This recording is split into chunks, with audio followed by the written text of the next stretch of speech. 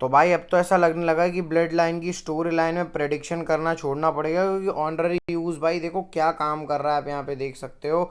Usos भी आज show के ऊपर थे, और जिस तरीके से तोड़ाई करी है ब्रोंसन रीड ने सेथ रॉलिंस की, लगता है क्राउन जूल में मुश्किलात होने वाली है। और छोटू डोमिनिक मिस्ट्रियो जो हमारा है, उसको लड्डू तो मिल गया लेकिन भाई खा नहीं पाया डोमिनिक। तो आज हम लोग बात करने वाले पूरे मंडे नाइट रॉ के बारे में। आपको कुछ नहीं करना है, देखना है वीडियो को लास्ट तक।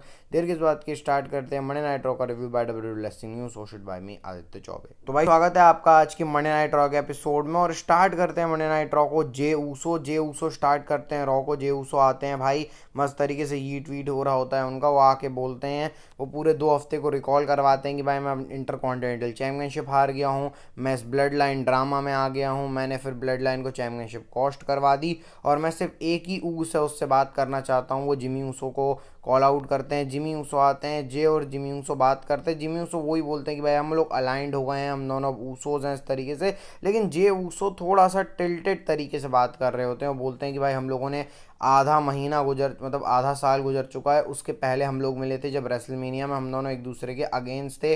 फिर वो अचीवमेंट के बारे में बात करते हैं कि मैंने इंटर कॉन्टिनेंटल चैंपियनशिप जीती और इट्स मी ऊस ऐसे करके जे ऊसो बोलते हैं। लेकिन वो कहीं ना कहीं उसी बात को याद करते हैं कि जो उनका बेस्ट मोमेंट था वो जिमी ऊसो के साथ ही चैंपियनशिप जीतना था, इस तरीके से वो बात करते हैं। बाद में मतलब वही मोटिवेट करते हैं जे ऊसो कि भाई हमारी फैमिली है, ठीक है। फिर उसका जिमी ऊसो बोलते हैं कि जो ओटीसी है वो फ्राइडे नाइट स्मैकडाउन में आने वाला है, और मतलब जिमी ऊसो एक इंटरमीडिएटरी का काम कर रहे हैं ना भाई जे ऊसो। रोमन रिंग्स के जो ईगो हैं उनको सेटिस्फाई करने के लिए, तो रोमन रिंग्स तो रहेंगे। जे ऊसो ने बोला मैं भी वहाँ पर रहने वाला हूँ, और ये आगे मीठी बात करते, थोड़ी सी मीठी थी कि मिक्स थी ये बात।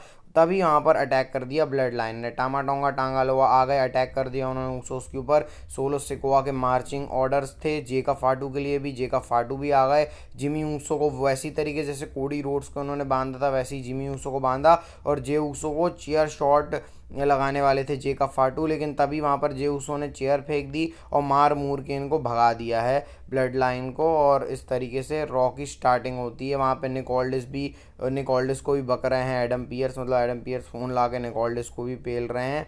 तभी वहाँ पर जजमेंट डे आ गई बैक स्टेज। अभी तो और कांड करने हैं ब्लड लाइन को, लेकिन तो बैक स्टेज आ गई जजमेंट डे। अब डोमिनिक पूछते हैं भाई मेरा अपोनेंट तो बता दो, मेरे को किसी से डर नहीं लगता। तो उन्होंने वही ऑब्वियस जो लग रहा था, डेमियन प्रीस्ट की फॉर्मर वर्ल्ड चैम्पियन है तो वही होंगे फिन बैलर। एडवाइस देते हैं डोमिनिक को कि देख भाई मैं तेरे से ज़्यादा जानता हूँ डेमियन को, इसलिए हमने उसका पनिशमेंट नाम रखा था। लेकिन डोमिनिक शायद अपनी चौड़ में है भाई कि मैं तो सब कर लूँगा।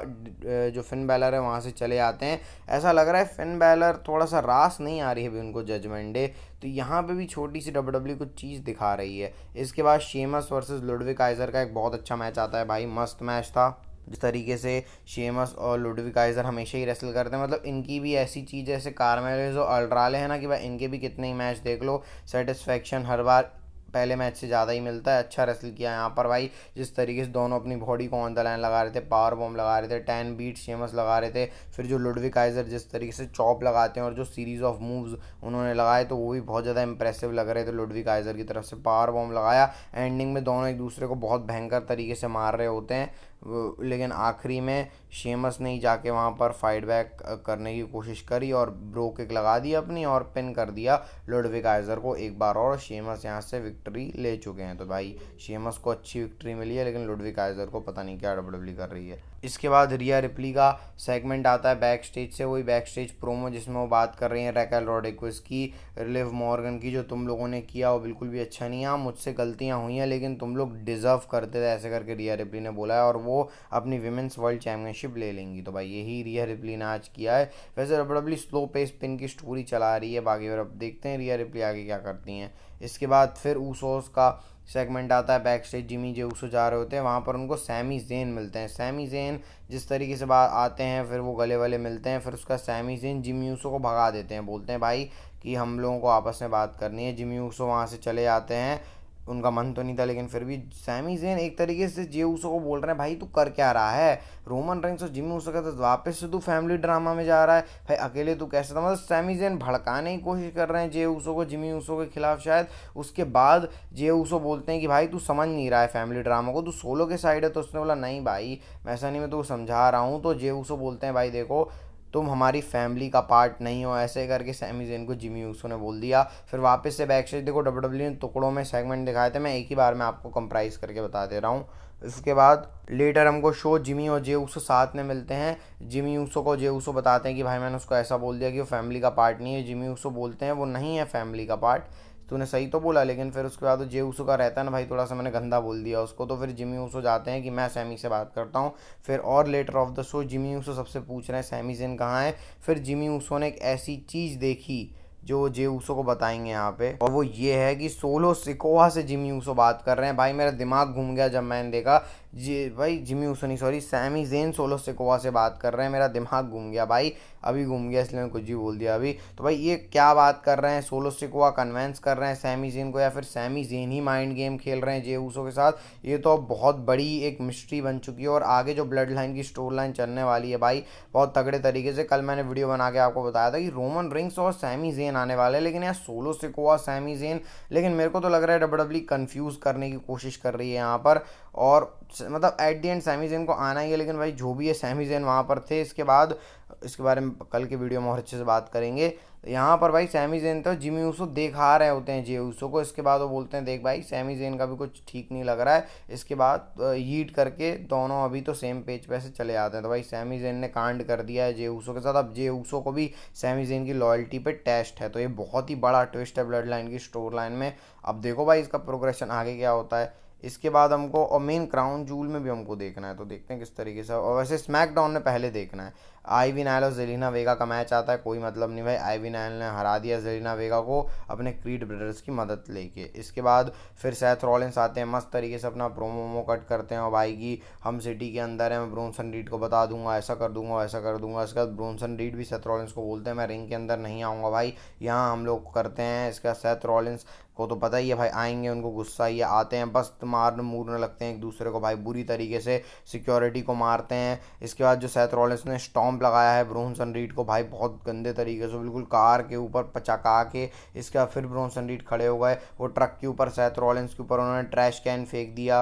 उसके बाद उन्होंने फिर टेबल पे पटक दिया भाई सेथ रॉलिंस को बहुत बुरी तरीके से। तो सेथ रॉलिंस हमको पता चलता है कि उनको लोकल फैसिलिटी में लोकल हॉस्पिटल में ले जाया गया, इतनी बुरी हालत हो गई है। तो भाई अब बहुत तोड़ाई हो गई, देखते हैं मैच में लोग क्या परफॉर्म करते हैं। इसके बाद यही आर ट्रूथ का सेगमेंट आता है, मिस आर ट्रूथ को कन्विंस करने की कोशिश कर रहे हैं क्योंकि वाइट सिक्स से फट गई है मिस की। इसके बाद फिर वो आर ट्रूथ ने मिस को झापड़ लगाया, बोला कि भाई वाइट सिक्स से अब तुम ही निपटो। इसके बाद ट्रिपल थ्रेट वाला टैग टीम मैच आता है, war readers versus coffee Kingston वाली टीम यानी न्यू डे और Rey Mysterio and Dragon Lee के बीच में। अच्छा रेसलिंग मैच था, एक के बाद एक सीक्वेंस लग रहे थे इसके अंदर का भी मतलब हर कोई को स्पॉटलाइट मिल रही थी इस मैच के अंदर, आप देखोगे तो ये आपको अच्छे समझ में आएगा। तो अच्छा खासा रेसलिंग मैच था, बस इसमें ये पता चला कि कोफी और एक्जेवियर के बीच में कुछ तो दिक्कत है। बाकी रे मिस्टीरियो वगैरह वाली टीम करने की कोशिश कर रही थी अपना काम, लेकिन चैट गेबल ने रे मिस्टीरियो को अपना लगा दिया एंगल लॉक, उस चक्कर में मामला ख़राब हो गया। यहाँ पर वॉर रेडर्स ने पिन कर दिया है कोफी को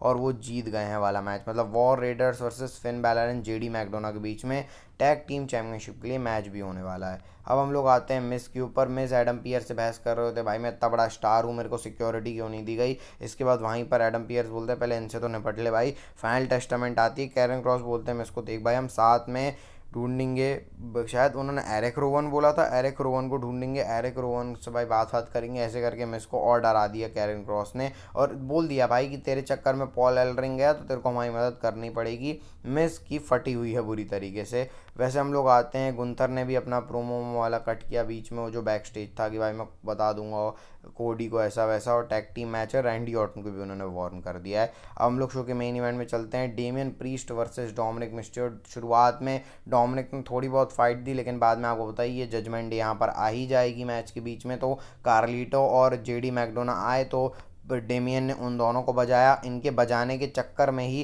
कांड हो गया डेमियन प्रीस्ट के साथ और डोमिनिक ने रोल अप करके विक्ट्री हासिल कर ली है डेमियन प्रीस्ट के खिलाफ। भाई मुंह देखने लायक था प्रीस्ट का। उसके बाद उन्होंने बजाया डोमिनिक को बहुत बुरी तरीके से, एक बार मारा, दो बार मारा, चेयर मारी, बिल्कुल फोड़ दिया भाई डोमिनिक मिस्टीरियो की। तेरे को विक्ट्री मिली ना, तेरे को आज बजा देता हूँ भाई बुरी तरीके से। फिर वापस गए, फिर मारा, बहुत बुरी तरीके से भाई, मतलब मारा ही मारा, बस चेयर से मारा। उसके बाद अपना फिनिशर सिग्नेचर कार्लिटो को भी बजा दिया, जो जो बीच में है सबको बजा दिया। लिव मॉर्गन रो रही होती है कि भाई मेरे डॉम को छोड़ दो, लेकिन डेम प्रीस्ट ने नहीं छोड़ा, मस्त मजे ले लिया भाई।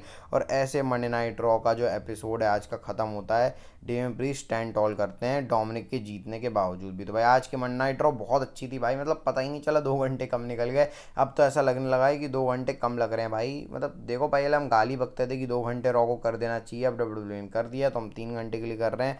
बाकी तो शो के ऊपर बहुत तगड़ी चीज़ भी हुई है। तो भाई मिलते हैं आपको नेक्स्ट वीडियो में। हल्का रखना health is well, bye bye, take care भाई। सब्सक्राइब कर देना, मोटिवेशन मिलता है उससे।